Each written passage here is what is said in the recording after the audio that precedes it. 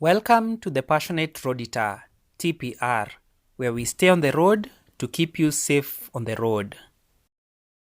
Before dawn on the morning of 20th August 2024, a coast bus registration number KCF 103X and a Toyota Passo KDK 732T were involved in an accident on the Eldoret-Nakuru Highway at Migaa area near Salgaa. 14 lives were lost, 2 of them from the Toyota Passo.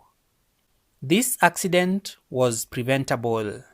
First, let's look at circumstances that led to the crash. Survivors recall the bus, which was heading to Mombasa from Kisumu, having notable mechanical problems as it made its way to Kericho. When it got to Kericho, it had a lengthy and scheduled stopover since it needed repairs and the mechanic had to travel to get to it. It then continued with its journey through the night, and in the early morning hours, as it was negotiating the lengthy downhill stretch towards Salgaa, its brakes failed. And that's when it crashed into a ditch, but not before hitting a Toyota Passo ahead of it as the driver lost control of the vehicle. How could this accident have been prevented? While we do not know the extent to which Coast Bus Company knew about the mechanical soundness of the bus or lack of, we do know that the length of time the bus stopped in Kericho was concerning. For a trip that extends all the way to Mombasa, it begs the question on whether leaving Kericho in the same bus was sound judgment. Should there be a policy such that a vehicle which stays for more than 2 hours at a location which is not its final destination should be made to have passengers switch to another vehicle from the same company, or if not, refund the passengers for the amount of the unfinished journey and allow the passengers to choose their own means of travel for the remainder of the journey? If such a policy is put in place, it will ensure that, first, public service vehicle companies will adopt higher maintenance standards in order not to lose passengers along the journey. Secondly, it will help curb the scenario where passengers are in a faulty vehicle, since the passengers will switch to different means of transport in case their vehicle is getting repaired for a lengthy period. Hence, a change of vehicles in Kericho would likely have prevented this accident. The second way that this accident would have been prevented is through the use of one of the runaway truck ramps provided by the Kenya National Highways Authority, KENHA, along the 11-kilometer downhill section to Salgaa, which is well known for putting a strain on the brakes of vehicles. Did the coast bus driver know that these runaway ramps exist? Sadly, in all the news coverage that the Passionate Roaditor has encountered concerning the accident, there has been no reporting about the runaway ramps.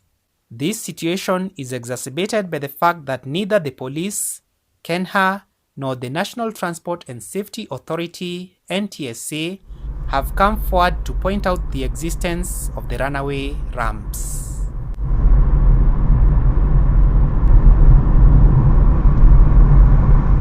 A runaway ramp is designed to help slow down a vehicle going downhill without brakes. When the vehicle exits the highway into the ramp, it's slowed down by both the uphill gradient of the ramp as well as the gravel trap, which bogs down the wheels. More than one survivor has recounted the fact that the bus started going faster and faster downhill. The driver was doing his best to avoid the vehicles ahead of him, while hitting bumps at high speed. Those eyewitness accounts point to the high likelihood that the bus passed one or more of the runaway ramps before it crashed further downhill.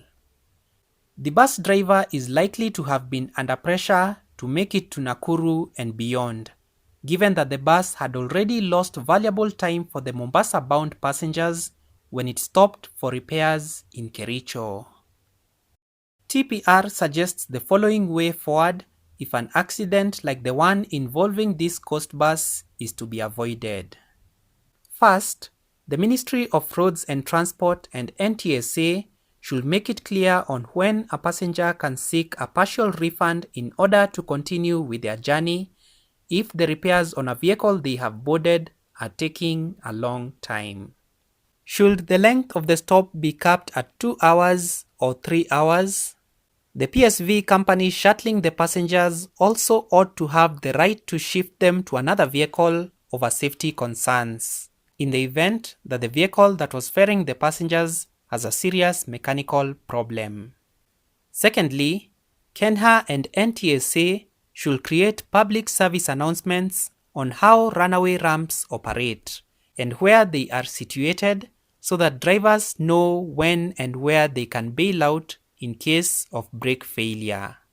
Do you have any feedback concerning this video? Feel free to reach TPR through thepassionateroaditor@gmail.com. Thank you for watching. Do like and subscribe so that this helpful and life-saving information can reach a wider audience. Remember, just because a road is smooth doesn't mean it is safe.